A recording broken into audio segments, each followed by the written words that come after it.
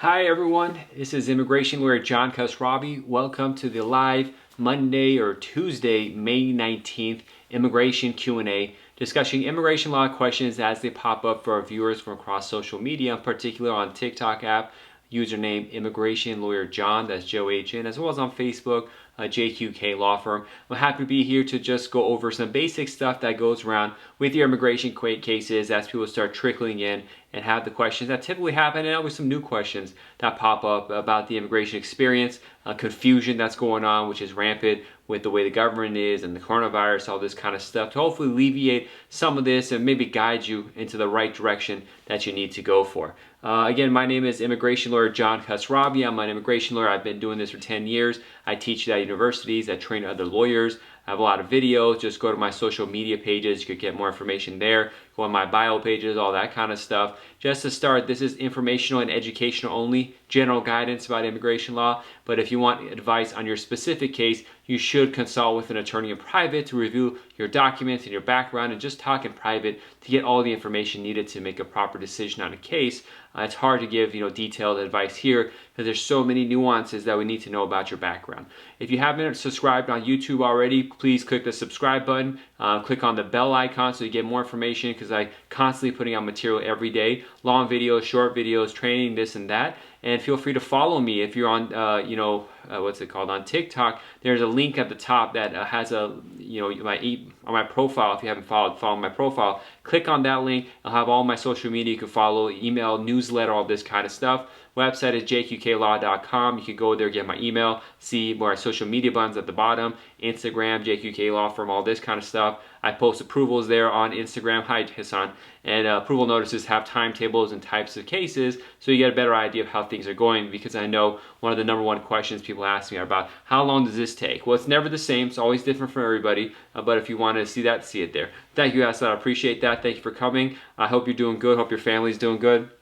Hopefully this quarantine situation ends pretty soon. I had to go to the post office today. I had a big file. There's an immigration case called an L1 intercompany transfer. They're around 500 to 1,000 pages, but you have to print it in duplicate, which means it was almost like 1,500 pages of paperwork. I had a big box, had to go to the post office and wait in line. And to my luck, there were 3 people in front of me. Each had like 10 to 20 boxes, and they were mailing out internationally. So each piece of mail that they were sending out had to have a special customs form and fill it out. So I had to wear a mask and be in the post office for, I don't know, it seemed like an hour, just waiting for these people to get done, so it would be my turn just to send out one box that's already prepaid and pre-made, so I could just send it out really quick. It was kind of frustrating, and it's kind of weird going out and everyone wearing masks, and there was a fight in the line because one guy didn't wear a mask. People started fighting with him, and then people took the other side, and it was just like, I just want to get out of here. I don't want to deal with any of this, and that's like modern life nowadays, unfortunately. But L1s are gotten such a headache, such a big file. A lot of people watching this probably wouldn't do an L1, except for our colleague Beata who's watching, who probably does the same kind of stuff. Thanks for watching, Beata.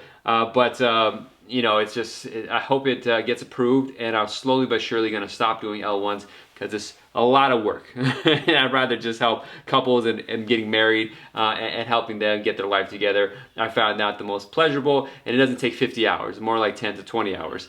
Although with the new form I-944, the public charge rule, it's so annoying because every time I bring on a client, I have to talk with them about getting health insurance and credit reports and all their finances and debts and education equivalencies, all this kind of stuff that's required now as part of the public charge rule if you're adjusting status. Applying for a green card while in the United States is such a headache, so I'm dreading every time. And then there's new rules that are becoming more and more difficult, like they want to make it so that the sponsor has to give all their banking information, credit information to the government, so they have that. It's so unnecessary, it's so much overkill. Hopefully there's a lawsuit that'll stop that, because it's going to create a lot of work and dissuade a lot of joint sponsors from coming and sponsoring and helping people, get the green card. So it's a weird situation. Now, people are trickling in. If you have some quick immigration questions, wondering about the process, let me know. We'll go into it. I'm sure we'll get the typical question about how long things take, and I'll do my best to answer that once or twice, and then I recommend people watch the video over again. But if you have another case, let me know. And also let me know what city, state, or country you're joining from, especially if you're outside the United States. I'm interested in seeing how far the span of this video is. I always have people from the East Coast, Northwest, all this kind of stuff. But how many people are outside the United States? Let me know. And if you're here too, let me know too. I want to see that as well. Again, I'm John Khosravi. My email is info@jqqlaw. Just go to the email, send me a brief of what your immigration issue is so I see if it's something my office handles. I don't always handle every type of case. And if I handle it, I'll let you know, and we can schedule a consultation. There is a fee for the consultation, but I can break it down with you then once I know how much work is required. Oh, that's on New York, wonderful. Always have a big New York contingent of people joining. It's wonderful to see. Right now it's about 8 o'clock at night over there, so I'm prime time viewer. It used to be 8 o'clock people would watch television, but now they watch TikTok, which is much better in my opinion. A lot more funner stuff on TikTok, and hopefully you'll enjoy this one too. So yeah, I went to the post office, mailed out this big application, came back. I have a couple marriage cases I got to start, because USCIS is still accepting applications and now consular processing, which is the embassy portion. Although they're not doing interviews for the embassy portion, I still have to, begin the work and do it to get ready for that. So we're accumulating all these documents to help people go through that process, as well as I have 2 or 3. Colorado is another New York. Wonderful. Thanks for joining. I have another couple removal of condition cases. These are people who got their green card through marriage, but their marriage is rather new. So for them to keep the green card, they have to file another application, and we're going through that process. And you want as much documents as possible. So I help the clients accumulate that documentation, and I know it goes, and we do it there. Hamza asks, what does IOE mean when cases start? So when you file a case with the government, they issue a receipt to say, we got your case with the tracking number. Sometimes as WAC at the beginning of it, sometimes as MSC beginning of it. IOE is one of those initials they have on there. I can't remember exactly what the initials stand for, but it's related to online processing. They're pushing things go online, and sometimes it's related to DC Potomac or something like that, field office. But essentially, it just means that the location that they started processing the case was the IOE initial, and so the bottom left will have the field office that or service center that did it. But I just identifies which office originally got it. Texas, Samsung, thanks for joining again. It's wonderful. It's really a national affair. Look at this: Texas, Colorado, New York. I'm sure there's a Florida person there as well. Hope you're all doing good. Such a span. So Texas, things are opening up. New York, things are not opening at all. I did an interview with someone from New York, and she hadn't been outside her apartment for 3 months. And she's like, anything I know about New York, I've heard on the news, because I don't go outside. I have no idea. Harrisburg, Virginia. Oh, very cool, very cool. I've been to Virginia a couple times. Very nice place. Is IOE faster in Nebraska? Hamza, there's no real faster or slower. Sometimes it is, sometimes it isn't. What you can try doing is going to uscis.gov and then putting your case number or the type of case that you have in the field and service center that's handling it, and it'll give you general estimates of how long things are taking. It's always different, so you can check that out. Samsad asks, where are they going to start interviewing in Texas? Same on, June 4th is when they're reopening, so they'll start doing it again. Check uscis.gov to see if that gets postponed or if there's a difference in your local jurisdiction. Hassan Zada, same here, inside for 2 months. Yeah, it's pretty crazy. Thankfully, we have food deliveries and all this kind of stuff. I wonder how they did this quarantine situation 100 years ago during the Spanish flu. Although I was reading somewhere that people were American baseball is starting pretty soon, and it's going to be empty in the crowd, so no one's going to be there. I was reading an article 100 years ago when the Spanish flu happened. There were still carrying on baseball, and people were going and playing like that. So it was a different situation, even though the Spanish flu was worse than this. But yeah, hopefully they figure this out. I don't know.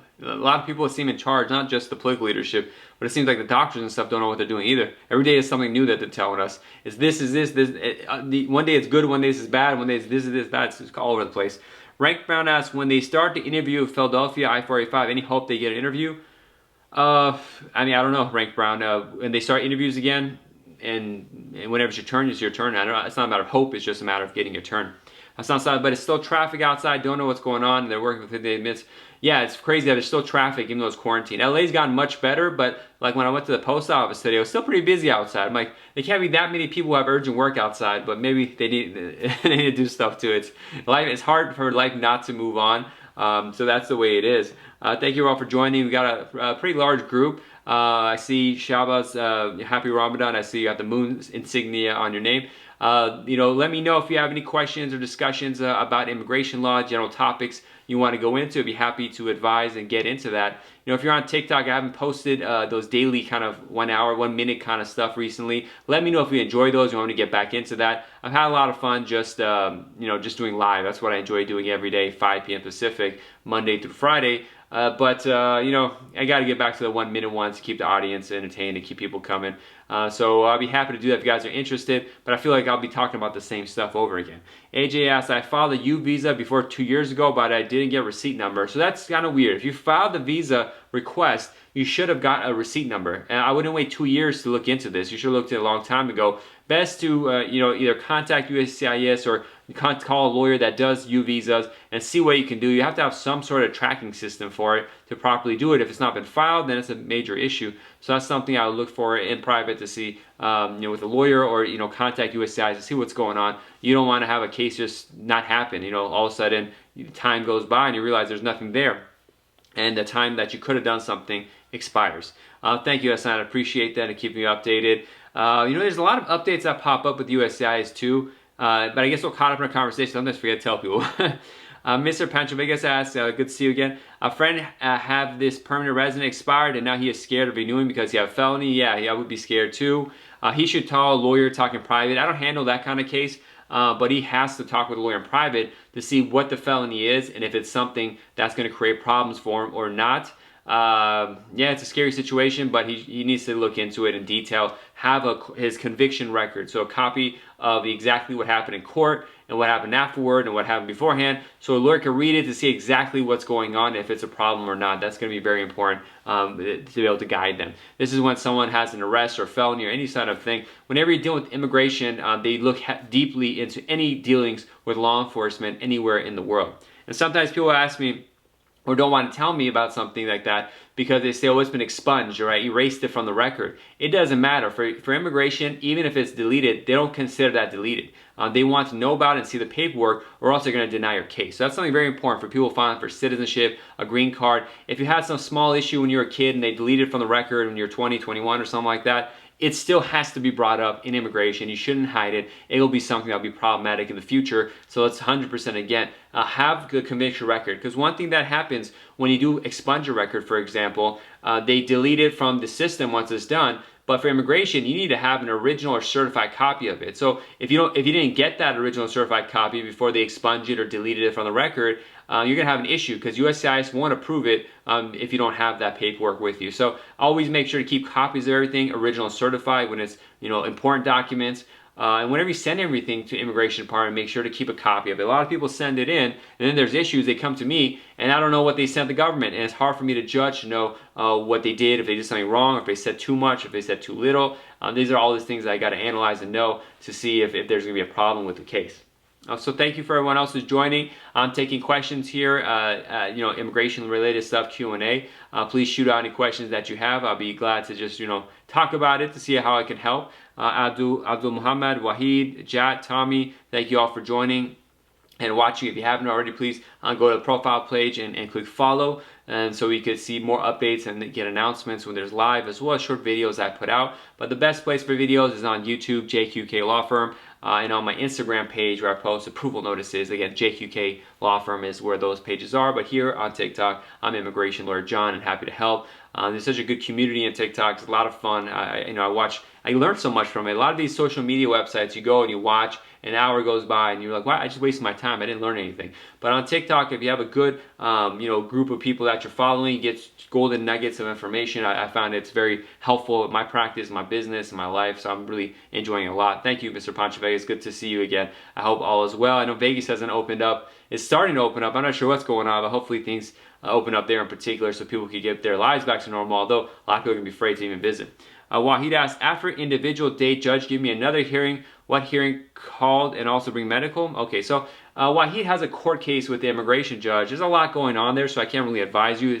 But when you do an immigration court hearing, first you have an individual master calendar hearing. to get the basics in, and then you have a merits hearing, and you either submit medical there sometimes or set it beforehand, but it depends on what kind of case and what kind of issues that you have. So that's something you should talk with an immigration lawyer about in private.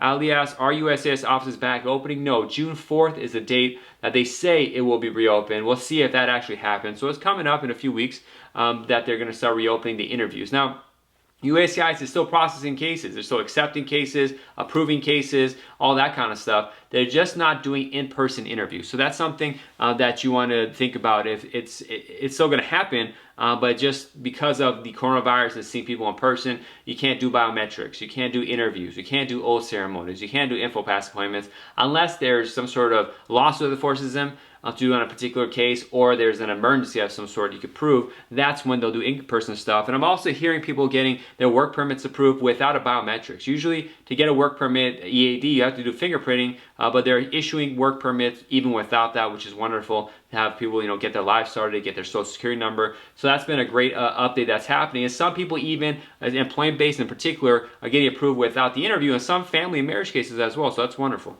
Shandy asks, my mom is out of state status. My mom is out of state. She is a green card holder. What should I do at this point? I don't know what the issue is. If your mom has a green card, she needs to come back to the United States. If she's been outside for too long, there's potential that they might not let her back in, or it might take away her green card, send her to court. So, I mean, if you're worried about something, your mom, who's the person who's having the issue, should set up a consultation with a lawyer to talk about the reason she's out, what's going on, look at her history. That's the thing to do. Just consult with the immigration lawyer in private. That's the thing to do. Wahid, you're welcome. Thank you for watching and joining the program. Just a reminder again, this is 5 p.m. Pacific time every Monday through Friday. As long as we have good questions, a good community, I'm continuing this. Been doing this live for about, I don't know, a month now, more than a month now. It's been fun. Usually I get bored of doing this kind of stuff over a while. A month of going strong, still excited to join it and talk with you guys and get this information out. It's been a lot of fun. So I want to continue doing it. Just, join in, tell friends, come on board and ask general questions. The information I answer helps a lot of the group. So I like to help everybody out and hear what's going on. And, there's a lot going on. I mean, things are kind of hectic with the immigration service. The embassies are still shut down, and people want to know when they could come. I mean, there's a travel ban right now, so even if you did your interview and you got a stamp in your passport, they may not let you still come to the United States in a lot of cases. So, well, they won't even issue the green card with the new travel ban that President Trump had. So it's kind of freaky. It's like, when is that going to end? Because people want to come back to the United States. Now, there are exceptions to this travel ban for green cards, people who during green card interviews at the embassy. Like if you're married to a U.S. citizen, you have a minor child of a U.S. citizen, that's a U.S. citizen, other stuff. But other than that, it's pretty iffy. Linda asks, I'm married to an undocumented person. Will I ever get the stimulus check? I don't know. I don't handle stimulus check related stuff or just tax kind of stuff. I'm not a good resource for that. But if you want to bring them out of status, definitely consult with an immigration lawyer. You said we filed for paperwork but stopped the process because of financial issues. Can we reopen our case? Well, if you started the case, you should have continued going it, because now that it's stopped, they have your address, they know where he lives. It's kind of a bad situation. I need to know exactly what you started that you stopped. Once you start, you've already paid the fee, so there's not much stopping it. So there's a lot of confusion with what you're telling me. I need to have a consultation in private to see what's going on. You may be talking about you filed the I-130 to prove your relationship is real. You stop at the 601 waiver stage, or you go to the embassy stage. That might be the case. I have to talk to see what's going on. I'm not sure. Abdul Tif asks, I'm a refugee and all cards have expired. Can I... Your question is not clear, Abdul. Be very specific in your question so we could have a full sentence of what's going on. Chach asks, I applied for my married brother in 2018. Can I go to Pakistan for 3 years? Case will affected. No. So if you apply to 2018, your brother's not going to be able to do his green card interview for another 10 or 15 years. When the time comes in 10 or 15 years to do his embassy appointment, at that time you need to be living domiciled in the United States, have a job, working, making money. So right now in 2020, if you want to go to Pakistan, be there for 2-3 days, and since you're a U.S. citizen, go ahead. It shouldn't be a problem that affects the case. Just update the government with any address changes, preferably keep a U.S. address, so they send you something in the mail, you don't miss it. For example, if you go and then they send you a letter saying, oh, we need your brother's birth certificate or your parents' marriage certificate or something like that, and you don't answer that request within 1 to 3 months, then they're going to cancel the case and you're back at zero. So you leaving is not an issue. Just make sure you get the mail. Make sure you don't miss something that they're asking for, or else it's going to delete everything and you have to start over again. So that's the main thing on these kind of things. Make sure you don't miss their communications with you. Chandia caused my COVID or 6 months over May 9th. So Chandia, I got to talk with you longer. So what happens, I get this a lot. People who are on green cards outside the United States and they're stuck after 6 months. You're not really supposed to be outside the United States for more than 6 months. Well, you know, that's problematic. I mean, you had the whole 6 months. You could have came before COVID. But the reality is it's up to the officer at the airport whether they want to do, if you have a valid green card, to still come in. I'm guessing they're going to be lenient because they understand the situation that's happening. A lot of flights are canceled. A lot of people are afraid to get on a plane. So it's up to them. I would imagine they're going to be forgiving of the situation, so I wouldn't be worried too much. But try to get here before the year mark. What it will do is cause problems for citizenship. So if you're outside the United States for more than 6 months, when you come to apply for citizenship naturalization, then they're going to be like, well, why weren't you living in the United States? And you have to be able to explain that to the satisfaction of the officer doing the naturalization citizenship interview. If they're not happy with what you're telling them, and it depends on whatever officer wants to do, they have a lot of power in this stuff. If they're not happy, they could deny citizenship, and then you have to wait another 4 years and a half from when you came back till you can reapply. So it's something I would say consult a lawyer about. But, you know, I don't have any law or anything, but I would imagine at the airport when they come back to be flexible if it's more than 6 months. They just got to plead their case. If the officer wants to, you know, CBP port officer wants to give a problem about it.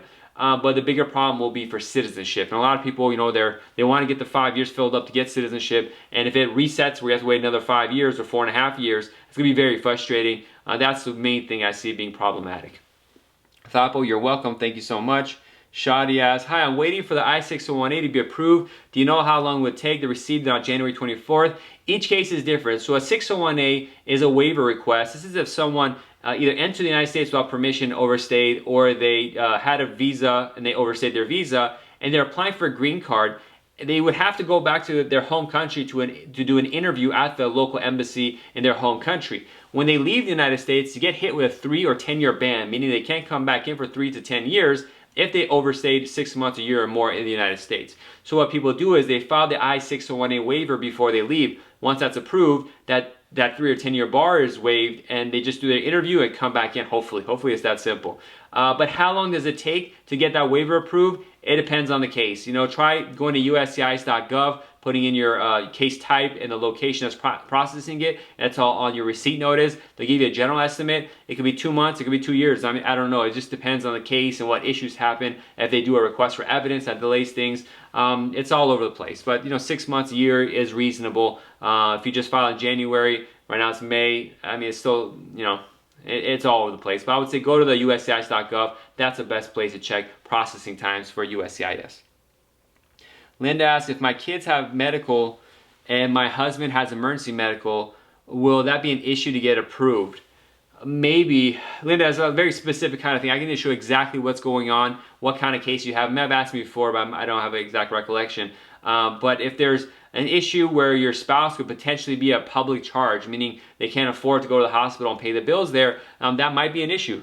So you got to look into that and see what's going on. In these kind of situations, if you can't hire a private attorney, there are pro bono organizations you can contact, talk with, that'll go over your case, talk with you about it to see what you can do. But if the kids, not so much, the kids are U.S. citizens, not a big deal. If they're foreign, yeah, it's going to be a big deal, because if you can't afford the hospital bills and health insurance for them, they're going to give you a tough time on that.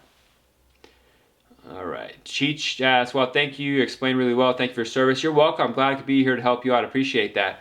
DMS, how can I renew my green card to get my citizenship? Well, it depends on what kind of green card renewal you're asking about. If you had a 10-year green card and you're renewing that, you file Form I-90. If you have a clean history, all this kind of stuff, you should talk with a lawyer in private. If you only had a 2-year conditional green card, you have to request removal of conditions from I-751 to get a 10-year green card. In the meantime, if you had U.S. citizenship for 5 years and you satisfied all the other citizenship requirements, then you can file for citizenship. I don't know anything about you, so I can't answer if you can or cannot. But if you've been married and living with a U.S. citizen for the last 3 years, you can file for 3 years for U.S. citizenship. But again, you have to satisfy the other requirements: paying taxes, having good moral character, you know, continuous presence in the United States, physical presence in the United States. There's all these requirements you have to go through, and that's why in a consultation we go through all of them to see if we can spot any red flags that are problematic in your case, and that's what I have to do. But generally, you know, you renew the green card, or if it's time, you file for citizenship. But how can you? It depends on the fact patterns of your case and what's going on in you personally. And I don't know you personally, so I can't advise exactly to you. Shandy, you're welcome. Thank you so much for your kind words. Mas Kensha asks, I have a question. If we have asylum case on work basis, can we apply for unemployment benefits? You know, I'm not a specialist on unemployment benefits. If you are lawfully working in the United States, you had a work permit, then you probably can get unemployment benefits unless it's not fraud. But that's a state. Each state has different rules for unemployment. I'm not an unemployment lawyer or employment lawyer, so I don't want to advise on something I don't specialize in. But, you know, they're online. I'm sure there'll be resources that can help you with that. But if you have a work permit that's for immigration-wise, I don't see it being that much of a problem, especially if you have an asylum case pending. Kelly asks, I don't want to change my last name to my husband's. Do interviewing officers care for marriage interview? No. Frequently, when my clients get married and get a green card through that, the wife, the female spouse, does not change her name. It's not a problem. I've never seen it be a problem. You never know. If you get some random officer that might have a problem with it, but I've never seen it be a problem in any of my cases, and people frequently don't change their name. It just depends on personal preferences. That's fine. Julia asks, I'm waiting for my oath ceremony. How long would it take? Well, the oath ceremonies have been shut down right now due to the coronavirus. So we need those to reopen, and there's a big line of people ahead of you that have been waiting as well. So whenever they open up oath ceremonies again, depending on how busy your local jurisdiction is, your local location is, you'll get it, but there's no how long it would take. It's whenever your turn comes up, that's when it happens. No one can answer that. It's some sort of computer system that they have that has an algorithm that places you in a spot for your oath ceremony. So that's the best I could tell you. User 726 asks, I have a marriage abuse, so can I get a green card, sir? Well, there's a program called VAWA, Violence Against Women's Act, and it's not just for women, men could use it too, but if you have an abusive U.S. person, spouse that's abusing you, could potentially request them in a U visa for physical abuse, but you need to go through a process. Now, I don't handle it myself, but if you email me and let me know what city you're in and explain what your situation is, I could try to connect you with a colleague that could potentially help you with the VAWA case, but I don't do it myself. I'm sorry you have to go through this bad situation, but there might be solutions to that. My email is info@jqqlaw.com, info@jqqlaw.com. You're welcome, Linda. You're welcome, D-Mom. Nazir Muhammad, hi, good to see you again, Nazir. I appreciate it. Patel asks, and we were coming up towards the end, so if you guys have some last minute questions, let me know.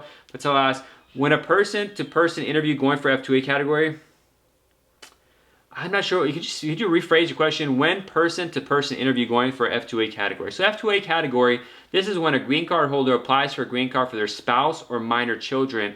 I think you're asking when is the interview? Interview happens whenever they want to issue an interview. That's about it. But usually in spousal cases, they do request interviews. Sometimes for family, like children and parents, most of the time they don't request interviews.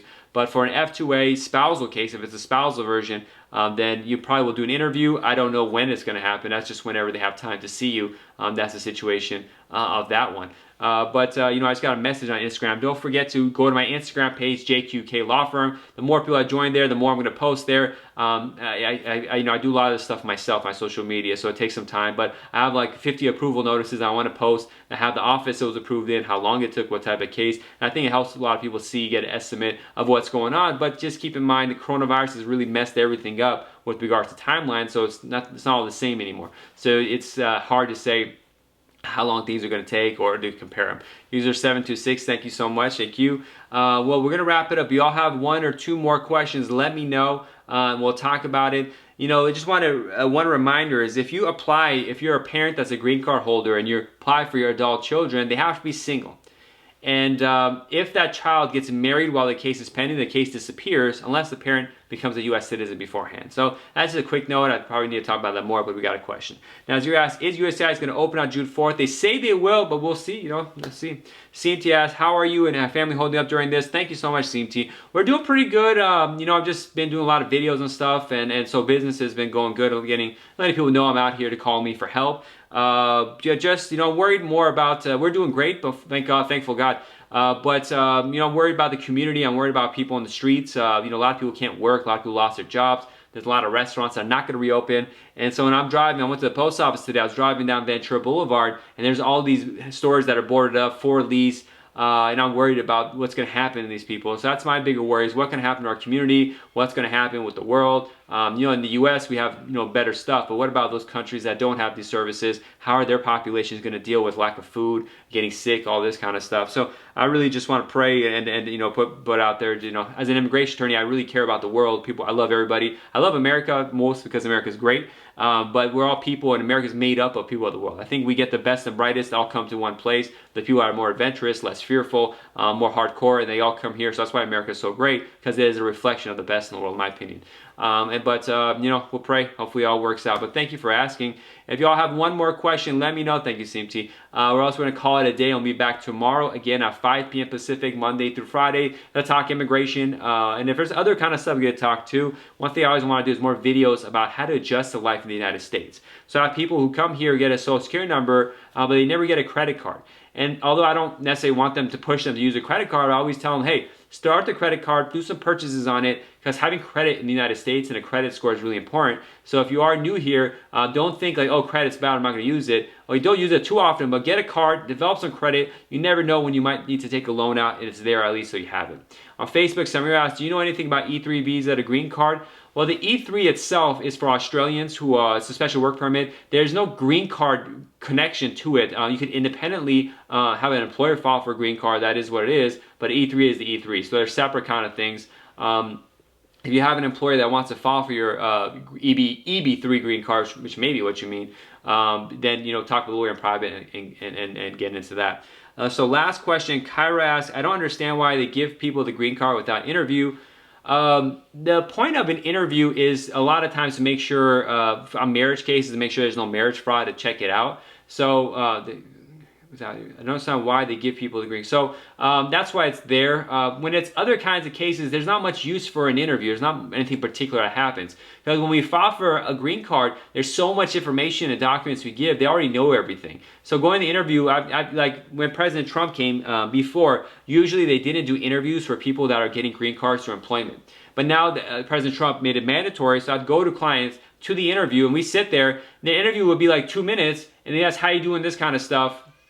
And that's that. And it's like, well, what's the point of us coming here? So there's no point, because there's nothing to talk about in those kind of situations. They already know if there's a problem, they would already deny them before the interview. So that's that. Samira comes back. We have an E3, need to apply for a green card. So Samira, you got to schedule a consultation in my office, because it depends on what you could do. So you have your E3, that's fine, but the green card is a whole different thing. You need to have an employer that's going to file for you. Either you do an EB5 investment, either you have a family relationship that's appropriate, either you want, if you're E3, you're probably Australian. A lot of Australians win the diversity visa green card lottery. That might be the case. So we need to see if any of those options work for you. And if an employer is filing for you, it's really the employer that needs to hire an immigration lawyer to help go through this process and go through with you, which is going to be hard with this high unemployment situation we have right now to get an employment-based green card approved, I imagine, in the future. That if you need to apply for a green card, you got to see which category you fall under. E3 is a temporary work visa for Australian nationals, and that doesn't lead itself to a green card. You need to have more going on than that. But thank you for your question. All right, everyone, we're past the half-an-hour mark. Thank you so much. I'll be back here again tomorrow, 5 to 5:30 p.m. Immigration Lawyer John on TikTok, or JQK Law Firm on Facebook. And the YouTube video will be JQK Law Firm. We'll have clips there, put some on Instagram as well. And that's on LinkedIn, all over the place. So it will be easy for you to find me. My email is info@jqqlaw.com. Just shoot me an email there. You're welcome, Samira. Thanks for joining. Until next one, have a good one. God bless everyone. Bye-bye.